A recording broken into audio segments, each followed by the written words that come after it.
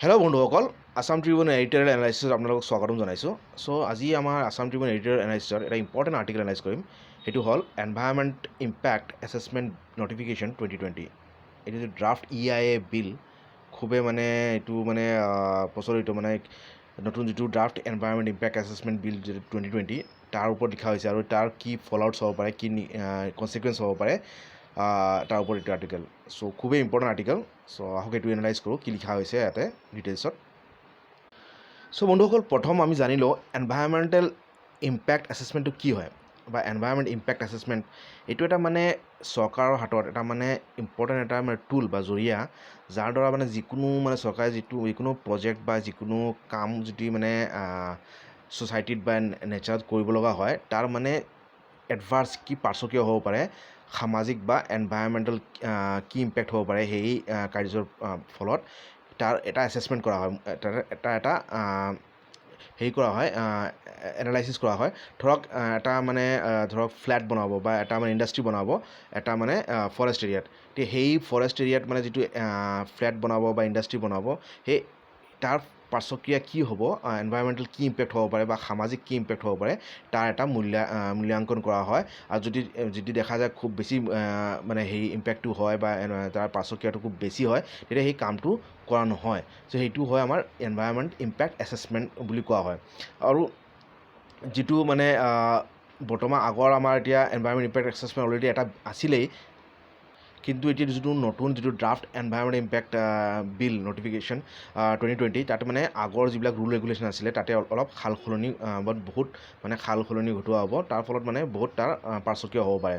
এতিয়া যদি আমি ডেফিনেশ্যন পাব বিচাৰোঁ, ডেফিনেশ্যন কি, একজেক্ট ডেফিনেশ্যন কি হ'ব আপোনাৰ EIA এনভাইৰনমেণ্ট ইম্পেক্ট এছেছমেণ্ট, সেইটো হ'ল is defined as a process of identifying, এটা প্ৰচেছ যাৰ দ্বাৰা আইডেণ্টিফাই কৰা হয় বা প্ৰেডিক্ট কৰা হয়, পূৰ্বানুমান কৰা হয় বা মূল্যাংকন কৰা হয়, ইভালুৱেটিং এণ্ড মিটিগেটিং, আৰু যদি তাৰ যদি কুপ্ৰভাৱ হয় তাক কেনেকৈ কম কৰিব পাৰি, এইটো য'ত ক'ত হ'ব পাৰে কুপ্ৰভাৱ, বায়'ফিজিকেল যিটো জিঅ'গ্ৰাফিকেল বা যিটো ভূমিত পৃথিৱীৰ বায়'লজিকেল যিটো এৰিয়া তাতে, বা ছ'চিয়েল সামাজিক, আৰু অন্যান্য তাৰ লগত জড়িত এফেক্ট থাকে এই যিকোনো ডেভেলপমেণ্টৰ কামৰ ফলত, তাক এটা মূল্যাংকন কৰা হয়। আৰু মেজৰ এটা ডিচিশ্যন লোৱাৰ আগতে বা চৰকাৰে কমিটমেণ্ট লোৱাৰ আগতে তাক এই যিটো আমাৰ হেৰি কৰা হয়, বায়'ফিজিকেল, ছ'চিয়েল বা তাৰ লগতে ৰিলেভেণ্ট যিবিলাক এফেক্ট আছে সেইবিলাক কুপ্ৰভাৱবিলাক এছেছমেণ্ট কৰাটোকে এনভাইৰনমেণ্টেল ইম্পেক্ট এছেছমেণ্ট বুলি কোৱা হয়। আৰু যদি আমি একদম চমুকৈ ক'ব বিচাৰোঁ, এইটো হ'ল এটা ডিচিশ্যন মেকিং টুল, এটা ডিচাইড কৰা, ডিচিশ্যন মেকিং সিদ্ধান্ত লোৱা এটা জৰিয়া, যিটো ডিচাইড কৰিব চৰকাৰে যে চৰকাৰে যিটো প্ৰজেক্ট ল'ব বা যিটো স্কিম ল'ব, সেইটো এপ্ৰুভ কৰিব লাগে নে নাই। এইটো বহুত সেই নিয়মত যদি ঠিকে আছে চালি জাৰি চাব, যদি তাৰ এফেক্টটো কুপ্ৰভাৱটো পাৰ্শ্বক্ৰিয়াটো বেছি নহয়, তেতিয়া চৰকাৰে এই কামটো লৈ যাব, কৰিব। আৰু যদি পাৰ্শ্বক্ৰিয়াটো এনভাইৰনমেণ্টেল যি ইম্পেক্ট সেইটো যদি খুব বেছি হয়, সেইটো কামটো স্থগিত ৰাখিব। এইটো হ'ল এনভাইৰনমেণ্ট ইম্পেক্ট এছেছমেণ্টৰ চমু এটা আভাস। এতিয়া এই নতুন যিটো এনভাইৰনমেণ্ট ইম্পেক্ট এছেছমেণ্ট 2020, সেইটো কেনেকৈ এফেক্ট কৰিব পাৰে তাৰ বিষয়ে আমি অলপ জানি ল'ম। বন্ধুসকল, যিটো এনভাইৰনমেণ্ট ইম্পেক্ট এছেছমেণ্ট EIA, এইটো বাধ্যতামূলক কৰি দিছিলে ইউনিয়ন মিনিষ্ট্ৰী, কেন্দ্ৰীয় ministry of environment, forest and climate change, এইটো চমুকৈ কোৱা হয় MOEFCC, union ministry of environment, forest and climate change. আৰু এইটো কেতিয়া কৰা হৈছিলে, এইটো এটা EIA নটিফিকেশ্যন এটা দিয়া হৈছিলে জানুৱাৰী মাহৰ 27 তাৰিখ 1994 চনত। এইটো কাৰ আণ্ডাৰত কৰা হৈছিলে, এইবিলাক জানিব লগা তথ্য, আণ্ডাৰ এনভাইৰনমেণ্ট প্ৰটেকশ্যন এক্ট 1986, তাৰ আণ্ডাৰত এই ইম্পেক্ট এছেছমেণ্টটো, এই নটিফিকেশ্যনটো অনা হৈছিলে। আৰু এই নটিফিকেশ্যন দ্বাৰা ইউনিয়ন মিনিষ্ট্ৰীয়ে যিকোনো এনভাইৰনমেণ্টেল ক্লিয়াৰেঞ্চ দিয়ে, যিকোনো প্ৰজেক্টক ক্লিয়াৰেঞ্চ দিয়ে বা কাম কৰাৰ কাৰণে পাৰ্মিশ্যন দিয়ে, সেইটো কৰে দুটা লেভেলত। এটা হ'ল এক্সপাৰ্ট এপ্ৰেইজেল কমিটি, এইটো হ'ল EAC, এইটো হ'ল চেণ্ট্ৰেল লেভেল, কেন্দ্ৰীয় স্তৰত এইটো কমিটিৰ পাৰ্মিশ্যন ল'ব লাগে, পাৰ্মিশ্যন হয়। আৰু ৰাজ্য লেভেলত ষ্টেট লেভেলত হয় ষ্টেট এনভাইৰনমেণ্ট এপ্ৰেজেল কমিটি, মানে দুটা লেভেলত এইটো পৰ্যবেক্ষণ হয়। তাৰপিছত এইটো যিকোনো এনভাইৰনমেণ্টেল কিবা প্ৰজেক্ট থাকিলে এই দুটা লেভেলত মানে এপ্ৰেজেল হোৱাৰ পিছতে পৰ্যবেক্ষণ হোৱাৰ পিছতে মানে এইটো স্বীকৃতি পায় বা কাম কৰাৰ অনুমতি পায় ভাৰত চৰকাৰৰ পৰা। আৰু এইটো যিটো 1994 যিটো মানে এনভাইৰনমেণ্টেল যিটো নটিফিকেশ্যন আছিলে, এই নটিফিকেশ্যনক মানে আৰু এটা নটিফিকেশ্যন চৰকাৰে আনিলে, এইটো হ'ল চন 2006। আৰু এই 1994 যিটো নটিফিকেশ্যন আছে তাক মানে ৰিপ্লেচ কৰিলে। আৰু এতিয়া কি হ'ল, দ্য অনাৰ্ছ যিটো মানে কোনো এটা প্ৰজেক্ট যিটো ক্লিয়াৰেঞ্চ পাব তাৰ দায়িত্বভাৰ কাক দিয়া হ'ল, এইটো ষ্টেট গভৰ্ণমেণ্টৰ ওপৰত দি দিয়া হ'ল। মানে এতিয়া মানে দুটা লেভেলত মানে ষ্টেট গভৰ্ণমেণ্টে কোনো এনভাইৰনমেণ্টেল প্ৰজেক্ট মানে তাৰ চাইজ বা কেপাচিটি কিমানখিনি এৰিয়া বা কিমান ডাঙৰ প্ৰজেক্টটো হ'ব তাৰ ওপৰত মানে ষ্টেট গভৰ্ণমেণ্টৰ ওপৰত এই দায়িত্ব দিয়া হ'ল যে এই মানে কোনো এটা প্ৰজেক্টটো ক্লিয়াৰেঞ্চ কৰিব পাৰিব নে নাই বা কোনো এটা অনুমতি চৰকাৰে অনুমতি দিব নে নাই, সেইটো ৰাজ্য চৰকাৰৰ মানে হাতত আহি গ'ল এই বস্তুটো। এইটো হ'ল কেতিয়া 2006 যিটো হেৰি আছিলে নটিফিকেশ্যন আছিল তাৰ ফলত হ'ল। আৰু ইতিমধ্যে ভাৰত চৰকাৰে বা মিনিষ্ট্ৰি অফ এনভাইৰনমেণ্ট, ফৰেষ্ট আৰু ক্লাইমেট চেঞ্জে মানে এটা নতুন নটিফিকেশ্যন ড্ৰাফ্ট নটিফিকেশ্যন আহিছে। সেইটো মানে এই 2006 যিটো নটিফিকেশ্যন সেইটো চেঞ্জ কৰিব। সেইটো হ'ল EIA environment impact assessment notification 2020। আৰু এইটো পাব্লিক ডমেইনত দিছে, মানে কোনো মানুহৰ যদি মানে পাব্লিকৰ কিবা যদি কমেণ্ট আছে, অবজেকশ্যন আছে বা ছাজেশ্যন আছে, এইটো মানুহে দিব পাৰিব এই নটিফিকেশ্যনৰ ওপৰত। আৰু মানে এইটো যিটো মানে নটিফিকেশ্যন আহিছে, এই নটিফিকেশ্যনটো মানে কোৱা হয় মানে এইটো ব্যাগুম মানে যিটো এনভাইৰনমেণ্ট প্ৰটেকশ্যন এক্ট 1986 আছিলে তাৰ মানে বহুত মানে বিপৰীতে কিছুমান ৰুল ৰেগুলেশ্যন আনিছে। আৰু মানে ইয়াত প্ৰভাৱটো বহুত মানে ইয়াৰ এডভাৰ্ছ এফেক্ট হ'ব পাৰে, বহুতো মানে বেয়া প্ৰভাৱ হ'ব পাৰে এই বিলটো যদি পাছ হৈ যায়। এইটো মানে অনুমান কৰা হৈছে, এইটো মানে এনভাইৰনমেণ্টেল চাইণ্টিষ্টসকলে এইটো অনুমান কৰিছে। আৰু যদি ড্ৰাফ্টটো যদি এইটো EIA যদি 2020 যদি এপ্ৰুভ হৈ যায় সঁচাকৈ, তেনেহ'লে অসমৰ ক্ষেত্ৰত এইটো মানে বহুত বেয়া প্ৰভাৱ পৰিব। অসমৰ যিটো ইক'লজিকেল ডেমেজ হ'ব এইটো বহুত বেছি হ'ব। আৰু এই অনুমান কৰিছে এটা সংগঠন যিটো হ'ল পন্থতৰু সংৰক্ষণী অসম। আৰু কৈছে যে অসমৰ হকে মানে এইটো যদি লাভৱান হ'ব লাগে বা ভাল হ'ব লাগে, তাক মানে বহুত এই বিলত বহুতখিনি চেঞ্জেছ আনিব লাগে। কিয়নো অসমৰ মানে এতিয়া এনভাইৰনমেণ্টেল ক্ৰাইচিছ বহুত হৈ আছে। যেনেকুৱা বানপানীটো আছেই, তাৰ লগত বাগজান গেছ লিক হৈছে, তাৰপিছত দিহিং পাটকাই যিটো ইলিগেল কোল মাইনিং হৈ আছে, এনেকুৱা ধৰণৰ মানে বহুত অসমত ইলিগেল এক্টিভিটি হৈ আছে। আৰু যিটো EIA যিটো বিল 2020 পাছ হৈ যায়, তেনেহ'লে এনেকুৱা ধৰণৰ এক্টিভিটি আৰু বেছি হোৱাৰ সম্ভাৱনা আছে। আৰু যিটো EIA 2020 ইয়াৰ বহুতো ড্ৰবেকছ আছে, বহুতো মানে নিগেটিভ পইণ্টছ আছে। এইটো হ'ল প্ৰথম যিটো হ'ল মেজৰ যিটো ড্ৰবেক হ'ল, এইটো যিটো ৰিপৰ্ট প্ৰিপেয়াৰ কৰিব যোনে, সেইটো হ'ল এইটো দায়িত্ব হ'ল যোনে মানে প্ৰজেক্ট প্ৰপনেণ্ট, মানে যোনে এই প্ৰজেক্টটো বনাব তাৰ ওপৰত এই ৰিপৰ্ট প্ৰিপেৰেশ্যনৰ দায়িত্ব দিয়া হৈছে। এতিয়া ধৰক কোনোবা এটা ইণ্ডাষ্ট্ৰিয়েলিষ্টে যদি তেওঁ নিজেই ৰিপৰ্টটো প্ৰিপেয়াৰ কৰিব লাগে, তেওঁ কেতিয়াবা মানে নিগেটিভ ক'ব জানো তেওঁৰ প্ৰজেক্টটো, ধৰক তেওঁ এটা ইণ্ডাষ্ট্ৰি ছেটআপ কৰিব কাজিৰঙা, তেতিয়া তেওঁৰ প্ৰজেক্টৰ হোৱাৰ পিছত কিবা নিগেটিভ ইম্পেক্টটো উল্লেখ কৰিব জানো, সেইটো এটা ডাঙৰ এটা ড্ৰবেক। আৰু এতিয়া এইটো ছাজেশ্যন কৰা হৈছে যে প্ৰজেক্ট প্ৰপনেণ্ট বা যোনে মানে প্ৰজেক্ট ল'ব তাক দায়িত্ব নিদি ৰিপৰ্ট তৈয়াৰ কৰাৰ, বৰঞ্চ তাক দিব লাগে মানে ৰেপুটেড যিবিলাক অৰ্গেনাইজেশ্যন আছে বা একাডেমিক ৰিচাৰ্চ ইনষ্টিটিউট আছে, এনেকুৱা IIT, সিহঁতক দিব লাগে ৰেছপনচিবিলিটি মানে এই মানে EIA ৰিপৰ্টটো তৈয়াৰ কৰা। তাৰপিছত আৰু এটা ছাজেশ্যন কৰিছে যে EIA ৰিলেটেড যিটো ষ্টাডিজ যিটো মানে পৰ্যবেক্ষণ হ'ব, সেইটো মানে ৰেছপনচিবিলিটি হ'ব লাগে চেণ্ট্ৰেল আৰু ষ্টেট গভৰ্ণমেণ্টৰ। এইটো EIA প্ৰপনেণ্টক এইটো দিব নালাগে, চেণ্ট্ৰেল আৰু ষ্টেট গভৰ্ণমেণ্টে এই দায়িত্বভাৰটো ল'ব লাগে, তেতিয়া মানে বেমাজালি কিবা হোৱাৰ মানে সম্ভাৱনা কম হ'ব। আৰু এটা যিটো ড্ৰবেক যিটো EIA নটিফিকেশ্যনৰ, এইটো হ'ল 2020, এইটো হ'ল যিটো B2 কেটেগৰিজ ইণ্ডাষ্ট্ৰীক সোমাই দিছে। এতিয়া B2 কেটেগৰিজ কোনবিলাক ইণ্ডাষ্ট্ৰী, যিবিলাকৰ পলিউশ্যনৰ চান্সেছ খুব বেছি থাকে, যেনেকুৱা চিমেণ্ট, কোল, মানে এই ধৰণৰ ইণ্ডাষ্ট্ৰী যাৰ দ্বাৰা মানে এনভাইৰনমেণ্ট ইম্পেক্টটো বহুত বেছি হয়। এইটো যদি এইবিলাক ইণ্ডাষ্ট্ৰী যদি সোমাই দিয়া হয়, তেতিয়াহ'লে মানে কি হ'ব, মানে EIA ইম্পেক্ট এছেছমেণ্ট ষ্টাডি কৰা কোনো মানেই নাথাকিব। কিন্তু অলৰেডি আমি যিবিলাক পলিউশ্যন ক্ৰিয়েট কৰা যিবিলাক ইণ্ডাষ্ট্ৰী, সিহঁতক আমি স্বীকৃতি দি আছোঁ। আৰু 3 নম্বৰ যিটো মানে ড্ৰবেক, সেইটো হ'ল যিটো অতি মাৰাত্মক যিটো হ'ল প্ৰভিজন, এইটো হ'ল awarding post facto clearance to various projects. মানে প্ৰজেক্ট এটা ষ্টাৰ্ট কৰাৰ পিছত মানে পাৰ্মিশ্যন ল'লে হ'ব।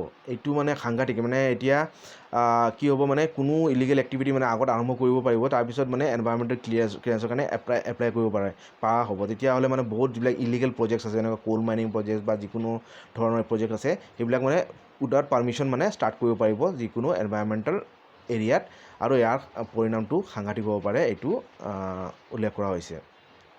আৰু 4 নম্বৰ যিটো ড্ৰবেক, যিটো মানে এনভাইৰমেণ্ট ইম্পেক্ট এছেছমেণ্ট 2020 ড্ৰবেক, এইটো হ'ল যিকোনো মানে নন কমপ্লায়েঞ্চ, যিটো মানে এইটো নিয়ম মানি চলা নাই, এইবিলাক মানে কোনে পৰ্যবেক্ষণ কৰিব, এইটো মানে প্ৰজেক্ট প্ৰপনেণ্ট, যোনে মানে প্ৰজেক্টটো ছাবমিট কৰিব, যোনে প্ৰজেক্ট মানে আৰম্ভ কৰা, যোনে মানে ষ্টাৰ্ট কৰিব, তেওঁৱে মানে এই নন কমপ্লায়েঞ্চ ৰিপৰ্টটো ছাবমিট কৰিব। তাৰমানে কি হ'ব, মানে বেলেগে মানে কোনো গভৰ্ণমেণ্ট অথৰিটি বা কোনো যিটো এপ্ৰেজেল কমিটি বা ৰেগুলেটৰী অথৰিটি মানে ডিটেকশ্যন নকৰাকৈ মানে প্ৰজেক্ট প্ৰপনেণ্টে মানে যোনে প্ৰজেক্ট আৰম্ভ কৰিব, তেওঁহে মানে নিয়মটো মানিছে নে নাই তেওঁ নিজে ডিচাইড কৰিব, মানে তেওঁ নিজেই মানে বিলটো মানে নিজে পাছ কৰা তেওঁৰ মানে অধিকাৰ দিয়া হ'ব। এইটো মানে সাংঘাতিক এটা মানে হেৰি হ'ব, যাৰ দ্বাৰা মানে ইয়াৰ ইম্পেক্টটো মানে বহুত পাৰ্শ্বকীয় বহুত হ'ব পাৰে, আৰু মানে ইলিগেল এক্টিভিটি বহুত হ'ব পাৰে, এইটো ৰাইটাৰ্ছসকলে ইয়াতে কৈছে। আৰু কিছুমান ড্ৰবেক আছে এই EIA 2020-ৰ, এইটো হ'ল মানে যিটো অবজাৰ্ভেশ্যন পিৰিয়ড, যিকোনো মানে কমপ্লেইন পিৰিয়ড বা যিটো মানে কমপ্লেইন কিবা এনভাইৰমেণ্ট প্ৰজেক্টৰ যিটো কমপ্লেইন দিয়া সময়সীমা, এইটো 30 ডেইজৰ পৰা মানে প্ৰায় 1 মাহৰ পৰা 20 দিনলৈ আনি দিয়া হৈছে। তাৰমানে কি মানে সময়ো বহুত কম দিয়া হৈছে। এতিয়া ধৰক কোনোবা এৰিয়াৰ মানুহে যদি কয় যে এইটো প্ৰজেক্টৰ ফলত আমাৰ ক্ষতি হ'ব পাৰে বা এনভাইৰমেণ্টৰ ক্ষতি হ'ব পাৰে, তাৰ ৰিপৰ্টৰ টাইমটো কম দিয়া হৈছে, মানে তাৰ মানে ৰিপৰ্টিং এতিয়াও যথাযথভাৱে নহয়। এইটো আৰু এটা মানে ড্ৰবেক। আৰু যিটো EIA 2020 আছে, এইটো মানে কি কৰে, যিটো মানে পাব্লিক হিয়াৰিং বা স্ক্ৰুটিনি যিকোনো এক্সপাৰ্ট কমিটিৰ দ্বাৰা এইটো মানে নগণ্য কৰি দিয়ে যদি কোনো প্ৰজেক্ট মানে 1,50,000 হেক্টৰ স্কুৱেৰ মিটাৰ্ছ, মানে 1,50,000 স্কুৱেৰ মিটাৰ্ছৰ ওপৰত হয়। তো মানে চাওক, ইমান এৰিয়ালৈকে যদি এটা প্ৰজেক্ট সাঙুৰি লয়, তেতিয়া মানে তাৰ কোনো হিয়াৰিং নহ'ব, কোনো স্ক্ৰুটিনি নহ'ব, কোনো পৰ্যবেক্ষণ নহ'ব। তাৰমানে আগতে এইটো আছিলে 2006 যিটো নটিফিকেশ্যন আছিলে, এইটো আছিলে 20,000 স্কুৱেৰ মিটাৰ্ছ, মানে 20,000 স্কুৱেৰ মিটাৰ্ছৰ ওপৰত যদি কোনো প্ৰজেক্ট হয়, এইটো মানে ইমান ডাঙৰ এৰিয়া নহয়, তেতিয়া মানে কোনো স্ক্ৰুটিনি নালাগে, কোনো পৰ্যবেক্ষণ ছাৰ্ভে নালাগে। কিন্তু এতিয়া এই 20,000ৰ পৰা প্ৰায় 8 গুণ বঢ়াই দিছে, প্ৰায় 8 গুণ মানে এৰিয়া বঢ়াই দিছে, আৰু তাৰ মানে কোনো পাব্লিক হিয়াৰিঙো নহয়, কোনো স্ক্ৰুটিনি নহয়। মানে কিমান এটা সাংঘাতিক মানে বেমেজালি হ'ব পাৰে, মানে ইমান ডাঙৰ এটা প্ৰজেক্টটো ল'ব পাৰিব, কিন্তু তাৰ কোনো স্ক্ৰুটিনি নহয়, সেইটো এটা স্ক'প দি দিছে, যাৰ দ্বাৰা মানে ইলিগেল এক্টিভিটি বা ইলিগেল কনষ্ট্ৰাকশ্যন হোৱাৰ মানে বহুত সম্ভাৱনা বাঢ়ি যাব, এইটো মানে উল্লেখ কৰা হৈছে বা মন্তব্য কৰিছে ৰাইটাৰ্ছসকলে। আৰু এটা যিটো মানে ড্ৰবেক, যিটো ড্ৰাফ্ট যিটো EIA 2020-ৰ, সেইটো হ'ল আগৰ যিটো 2006-ৰ যিটো আছিলে নটিফিকেশ্যন, তাৰ দ্বাৰা মানে যিটো প্ৰজেক্ট প্ৰপনেণ্টে যে কমপ্লায়েঞ্চ ৰিপৰ্ট, মানে যিটো এনভাইৰমেণ্টেল যিটো নিয়মবিলাক মানি চলিছে নে নাই, এইটো মানে বছৰত 2 বাৰ দিব লগা হৈছিলে। এতিয়া মানে ওৱান্স ইন এ ইয়াৰ এই প্ৰভিজনত কৰা হৈছে, বছৰত এবাৰ দিলে হ'ব।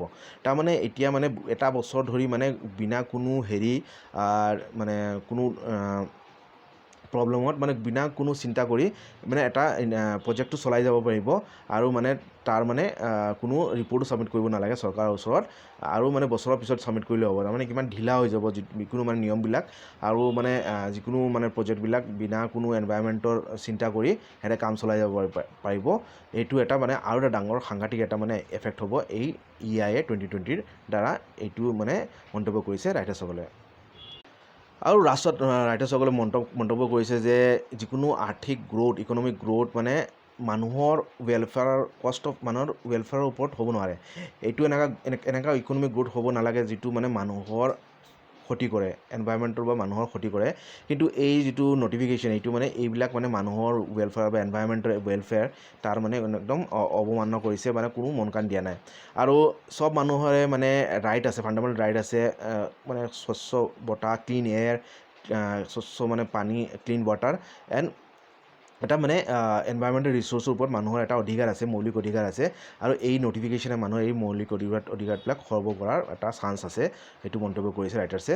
আৰু এতিয়া মানে যিটো মানে বিশ্বত মানে এটা ইমাৰ্জেঞ্চি চলি আছে, ক্লাইমেট চেঞ্জ ইমাৰ্জেঞ্চি এটা মানে, আৰু বিভিন্ন ধৰণৰ ক্লাইমেট ৰিলেটেড ডিজাষ্টাৰ যেনেকৈ বানপানী, তাৰপিছত আমাৰ গ্ল'বেল ৱাৰ্মিং বা ডিফৰেষ্টেশ্যন, এনেকুৱা ধৰণৰ যিটো মানে এনভাইৰমেণ্টেল ডিজাষ্টাৰ বা ইমাৰ্জেঞ্চি চলি আছে ক্লাইমেটিক, এই মানে এটা মানে এটা ক্ৰুচিয়েল এটা মানে বহুত দৰকাৰী এটা মানে ৰেজিষ্ট্ৰেশ্যন, আৰু এই 2020 এই গোটেইখিনি বস্তুবিলাক মানে নগণ্য কৰাৰ এটা সম্ভাৱনা ৰাখে।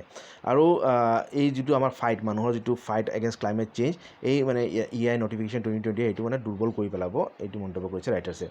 চ' লাষ্টত এইটো কৈছে যে যিটো মানে এই নটিফিকেশ্যন এইটো মানে ব্যাগুম মানে ফাণ্ডামেণ্টেল চেঞ্জেছ আনিব এনভাইৰনমেণ্ট ৰেগুলেশ্যন, আমাৰ ভাৰতৰ এনভাইৰনমেণ্ট ৰেগুলেশ্যন এটা ব্যাগুম সালসলনি কথা লৈ আহিব, আৰু তাৰ যিটো ইম্পেক্ট এইটো বহুত মাৰাত্মক হ'ব পাৰে, এইটো মন্তব্য কৰিছে ৰাইটাৰ্ছে। চ' এইখিনি আছিলে article environment impact assessment notification 2020 analysis. So' বহুত ইম্পৰ্টেণ্ট, ইয়াৰ ওপৰত মানে কুৱেশ্যনছ আহিব পাৰে পৰীক্ষাত, বহুত ইম্পৰ্টেণ্ট এটা নটিফিকেশ্যন বিল। চ' আশা কৰিছোঁ আপোনালোকে মানে ভাল লাগি থাকিছে। ভাল লাগে যদি লাইক কমেণ্ট কৰিব, আৰু কিবা যদি ডাউট থাকে আপোনালোকে কমেণ্ট ছেকশ্যনত লিখিব পাৰে। চ' আজিলৈ ইমানে, থেংক ইউ।